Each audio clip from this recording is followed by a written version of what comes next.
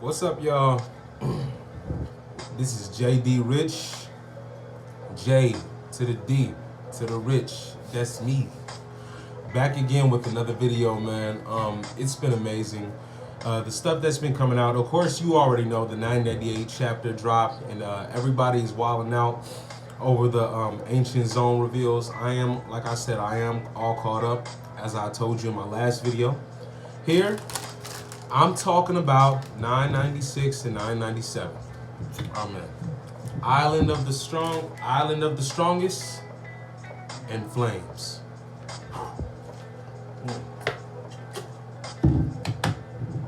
Got my Propel, got my Doritos. You know how I had to do it G style. You already know how it is.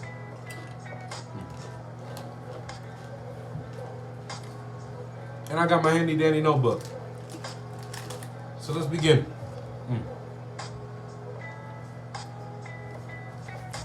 We go into the main floor of the bathhouse, right? So check this out. You got Otama Komachio saving Nami and Usopp, who's recovering from that damn skull cannon. Alti put that, man. Altimora put that on him, man. I can't even lie. Altimora beat the brakes off him with that one move. So you see Usopp laying there groggy. Not really gonna go much into conversation, but basically, Tama basically saved their lives. You know, when they were basically doubting themselves and giving up. I'm not saying they could have like easily taken page one and Alti, but they could have fought harder. You know what I'm saying? It seemed like they fought harder in the Alabasta days. But that's neither here nor there. This is now. Oh, excuse me, guys. I'm hungry though. So check this out. Oh man, as they're rushing away, Nami, we got Hihimaru going at page one, man. Like with a full sword, you got this baboon slicing at the Stegosaurus, and like page one caught it in his mouth. You know, if Hihimaru was like stronger, like what if animals were able to use haki? Think about that. What if the animals in One Piece were able to use haki, like certain ones that were smart enough, who maybe have spent enough time around humans to maybe develop it themselves? Oda would probably write something like that, but this is neither here nor there. Like I said, just speculation. But anyway, Hihimaru is going at page one, trying to fend him off as Otama escapes with him.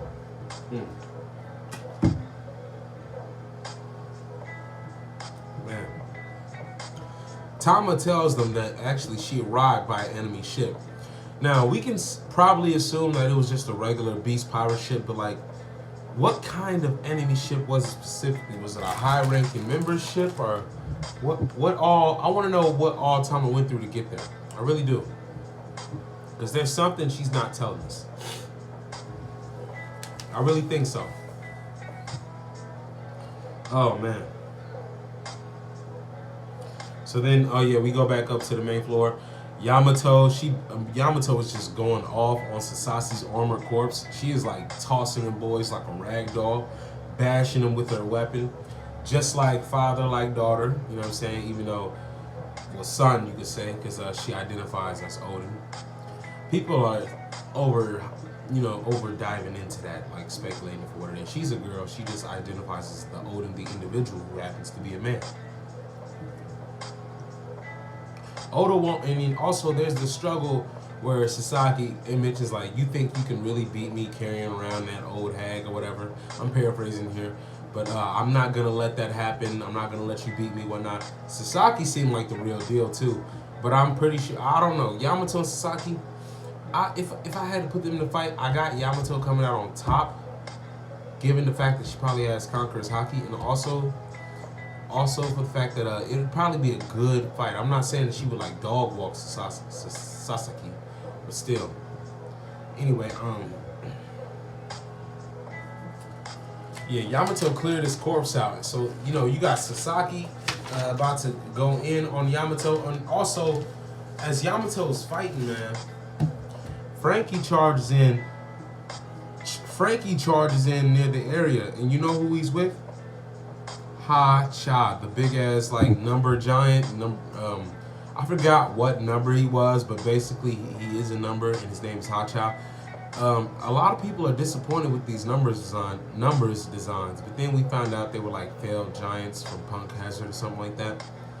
But I do believe that they probably could have done a better job with them. I mean, I'm not completely mad at the designs. I really don't care, but it's just I kind of see what people mean when I look at it from their perspective. But at the end of the day, Oda drew them the way they are, so you just got to accept it. That's just it. Anyway, as we look at the number, Hacha, bashing everywhere, just diving through, still chasing after Franky because he thinks he's a toy and he wants to play with him. And he might even kill him playing with him, you know what I'm saying? On some Toy Story shit. You remember the first one? The one little boy. That's basically who Hacha reminds me of, that one boy that just dumber, you know? I forgot that kid's name. He was an annoying kid, so I hated his braces. He had cereal under his bed and shit. Yeah, I know who I'm talking about.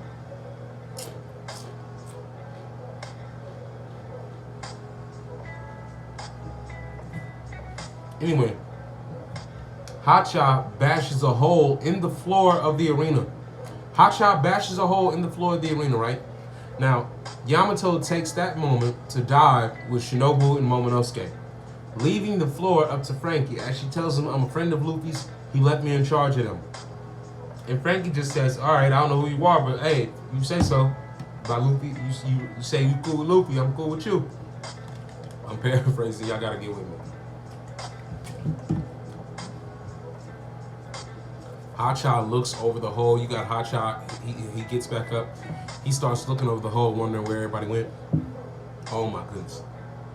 Yamato takes her mace, I know it's not a mace, but her weapon.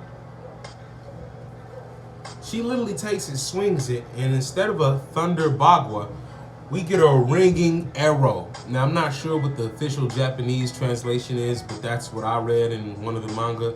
One of the mangas, I think the half official translation, I'm not sure, but still. It was a ringing arrow. She knocks this man out. It just like straight to his dome, right in his face, like in his grill. And he gets knocked out, man. He falls right over, knocking over shit and everything. Just messing up the whole vibe, but still, Yamato just keeps surprising us, and I wouldn't be surprised if she actually is a dragon with everything that's going on. Like I said, I'm all caught up, and I'm just uploading my reviews. I know it's been a while, and I'm taking my time with this, but y'all gotta bear with me. Much love to y'all. I really hope that you all are getting around well still during this pandemic, man. Be safe, keep your hand sanitizers, stay clean, wash your hands every day, take showers. Your vitamin C, keep that up. That is important. You need to eat your vegetables and shit. I know I sound like a cliche parent, but hey, you know what I'm saying? We were kids once and now we're older. Anyway. Peace, y'all. Check this out.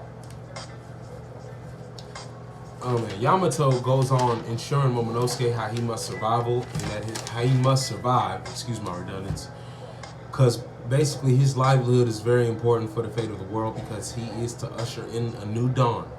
Yamato says that he's the future of Wano, basically, and that he needs to live in order to see this dream through. So check, and then later on, man, we cut to my main man, Trafalgar D. Water Law, man. And Trafalgar is in some type of secret basement room on one of the floors. He takes out a gifter or whatnot. And he happens to find a poneglyph. Now, what's interesting about this poneglyph, even though the manga is in black and white, I believe since it's not a red poneglyph, obviously, as Trafalgar implies that when he says it's not it. And he goes back into his flashback with Robin, talking to her about the poneglyphs, because apparently the family of D, the meaning of D has only a connection to the red poneglyphs. So I think we can safely assume that the ancient D family were responsible and the gatekeepers of the red poneglyphs. Hell, they created them, along with the Kozuki's help.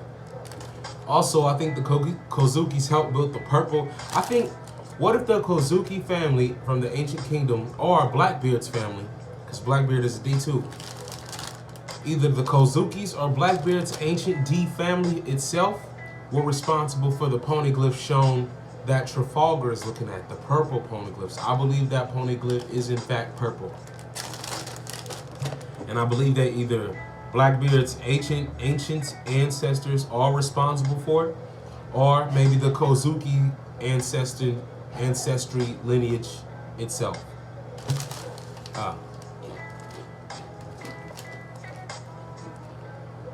Now, what can they do with this purple poneglyph? I mean, if it's not the one they use, if it's not the one that Trafalgar apparently says that it's not it, apparently that they must, I guess, need.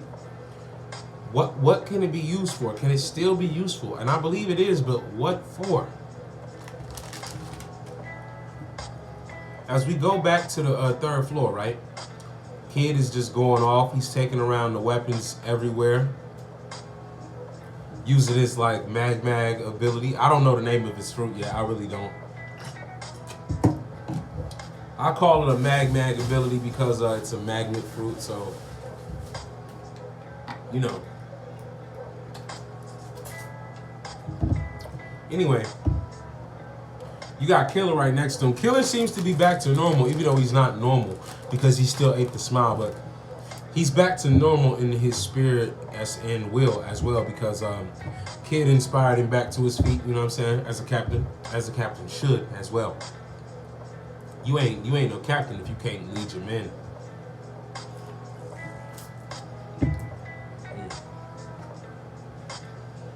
Anyway, Kid is like building up this big ass weapon with his arm, and he also tells Killer like, "Yo, is this enough, Killer? You never can you can never be too prepared. Our enemy is one of the strongest in the world."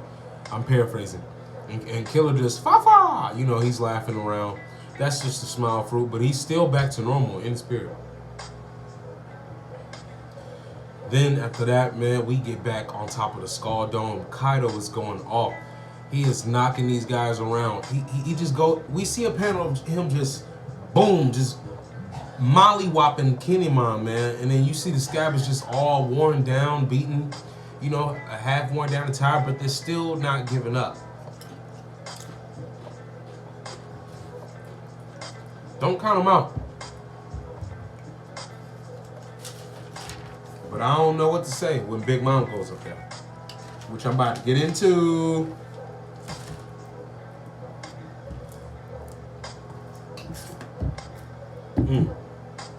Big Mom shows up on the live floor. Ladies and gentlemen, it is going down. Pound for pound. Just like her cakes, where she chokes them down. Anyway, Big Mom arrives, man. She's just zooming through everybody. She lets everybody know, like, don't get your panties in a bunch. I ain't even here for y'all. Whatever. You know what I'm saying? I got bigger fish to fry. Paraphrasing. I don't know why I keep saying that. I gotta stop. That's a habit. Anyway. Big Mom flies to the top of the dome. She's flying through. She's trying to join the battle, and everybody's just freaking out because they're like, oh, snap, look at Shorty. Oh, yeah, you see her? You got Kid, Apu, Zoro, Robin, everybody.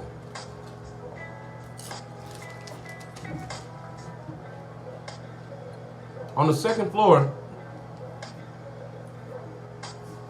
Luffy, Sanji, and Jinbei are still charging through. You got Sanji and Jinbei just whooping ass in the back, and Luffy just headed on, you know, just going. Dun dun dun dun dun dun. Dun dun dun dun dun dun dun dun dun dun dun dun dun dun dun dun dun. But still, y'all know that music. If you've seen good movies, you know that music.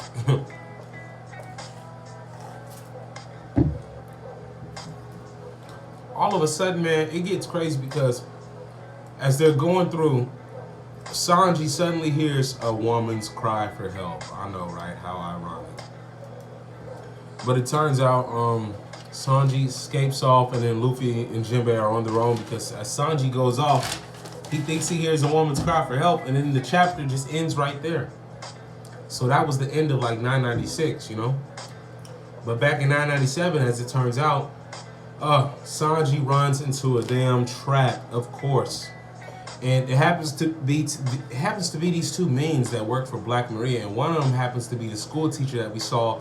I forgot back in which chapter, but earlier in Wano when she was instructing those children, and one of the children did the two-story style, and they were talking about never mention the Kozuki. She did the little snake activation there, or something like that. They were celebrating Orochi in the new era of Orochi, whatever. So then Sanji kicks in the door, only to be webbed up, and then these guys actually take a swing at him and a kick. Bow. Teamwork combo, just boom. Knocks Sanji across the room. But he's still tied up.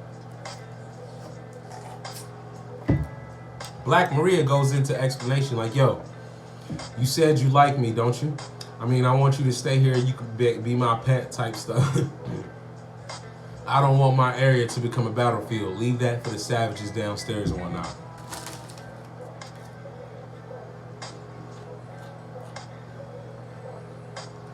Oh my goodness.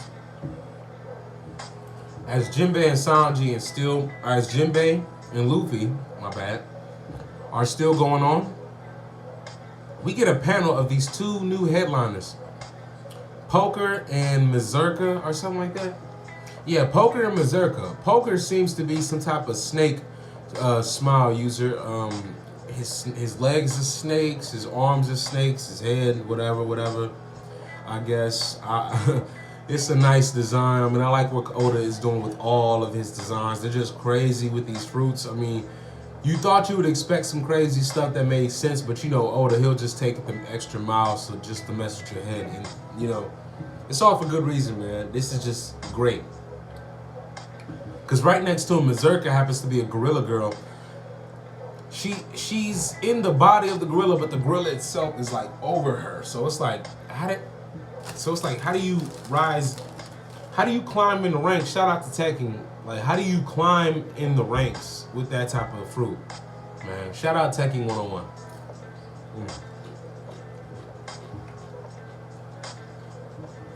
Oh. So anyway, Luffy and Jinbei happen to run into him and whatnot. They exchange words. These two actually think they're just going to take them out easily. They were bragging about how they'll get promoted to Toby Robo if they just take one of those guys out. How ambitious, right? And that's cute. I like that. You know what I'm saying? I like the enthusiasm. But, of course, that won't happen. But anyway, the samurai on the floor happened to build a ladder coming in clutch. Samurai coming in clutch, man. I don't know where they had time to just build this ladder. That's just funny to me. Of all that fighting, y'all got time to build a ladder like that. Y'all could have done that probably sooner if y'all really had your minds put to it like that. But I can't complain. You came in clutch. Shout out to the samurai. Anyway, we cut to a panel where as Big Mom continues to fly upward, we see Zoro. We literally see Zoro looking at Big Mom, but here's the thing. Something else happens.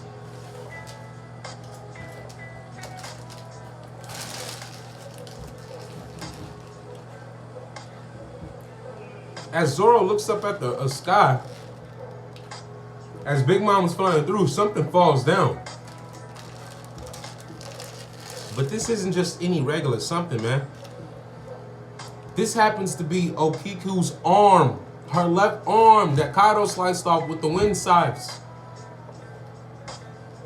Zoro just tweaks out, man, as anybody would, like trying to fight for the right cause, but it's like, you know they need you now. And you got Big Mom coming up there and that little girl's arm just fell off. It's like, think about that. They're up there with Kaido already. Her arm fell off without Big Mom being up there fully yet. Big Mom just got up there and her arm is down on the ground. And they're already up there with Kaido, man.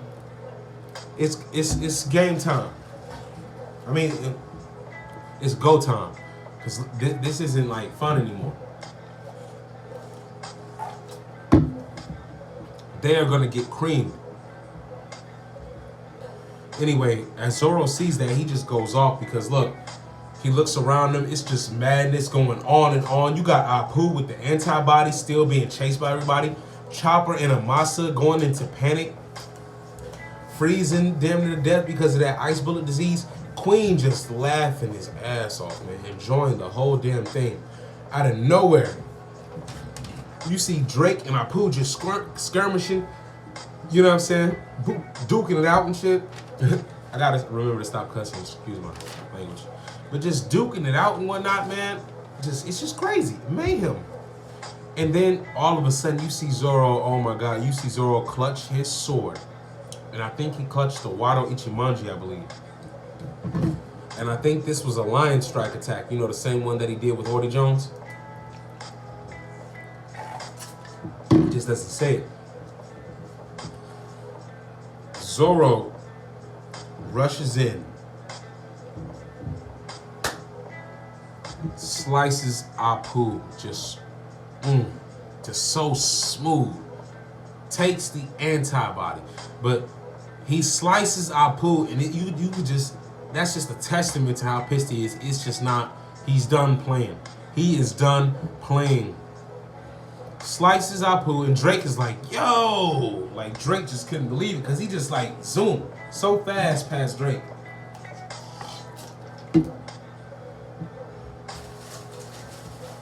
And Drake was in mid-combat with Apu.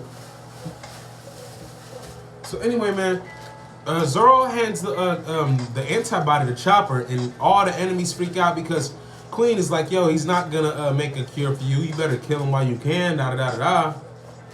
And Chopper makes a bold proclamation like, yo, enemy or foe, I'll save you all from this horrific disease. I'm a doctor, and that's what I took an oath to do. So Chopper is gonna stand on his principle as a doctor and save everybody. And you gotta commend Chopper, because really, they could easily let those enemies die off, and they could just, you know, have an easier time fighting. But I guess once the enemies are cured, are they gonna attack Chopper and them? Well, if they do, they'll get their asses whooped anyway. But still, yes, I'm eating a Philly cheesesteak. I know. I know. I know.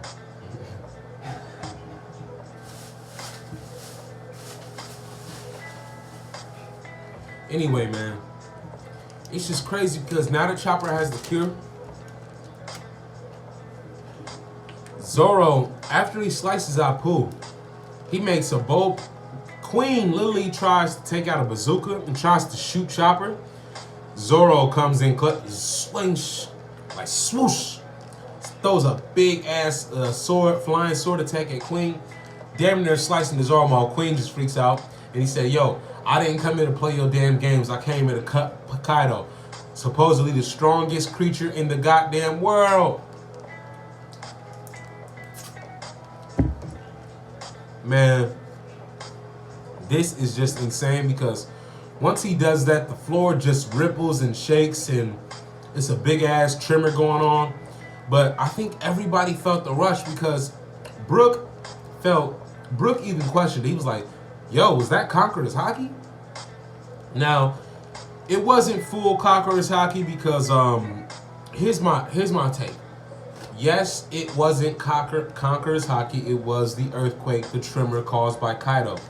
But I believe Zoro did show a glimpse of Conqueror's Haki through his speech. Zoro has been showing signs of Conqueror's Haki all of Wano. And I'll cover that in another episode because they've been highlighting that in the anime using moments from the manga. Zoro has Conqueror's Haki. He's going to show it. It's just a matter of time.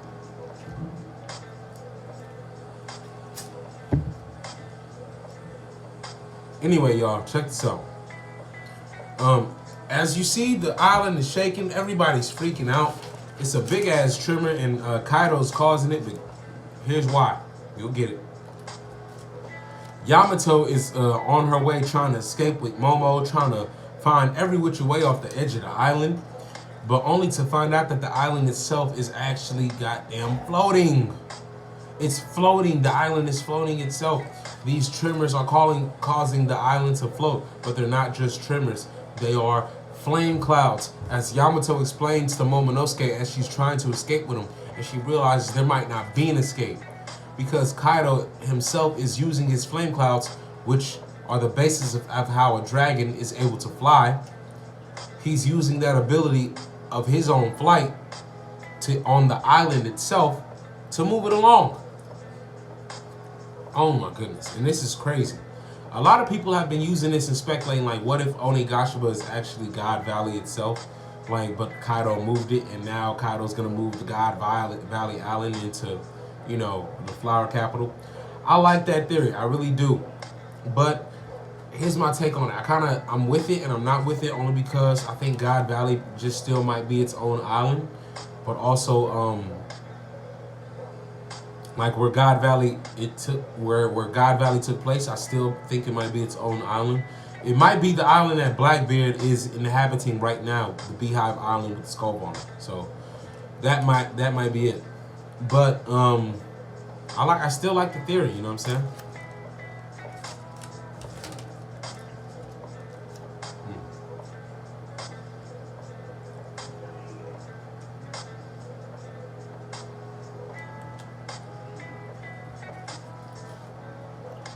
So check this out. Anyway, as the whole country is moving and everybody's shaking and whatnot, Kaido goes into this speech about how basically Wano is going to become a pirate's paradise, a paradise for pirates. And man, he is going to make that place a new world order for piracy as a land itself. He's going to turn Wano. He's gonna take Wano and usher in a new world of a pirate era through ultimate pirate legitimacy. And then he goes into this thing where he says, let's begin a world of mayhem.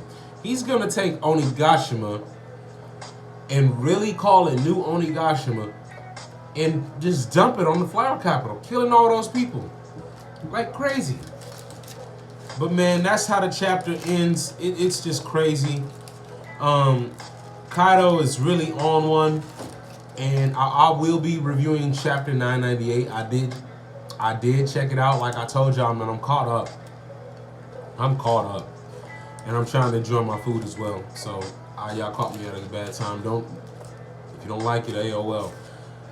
Hey, but I love this chapter, man. I love both of the chapters. I give them both 5 stars because Wano is just really heating up. The more we're learning about all of the Tobiroppo as well as Kaido's abilities, it's just making me more appreciate the pacing, because a lot of people are complaining that the pacing is like, it's sort of taking its time with the fights, but it's setting everything up, because these fights are also helping key to flashbacks. They are. The more we just learn about them, it's just crazy, man.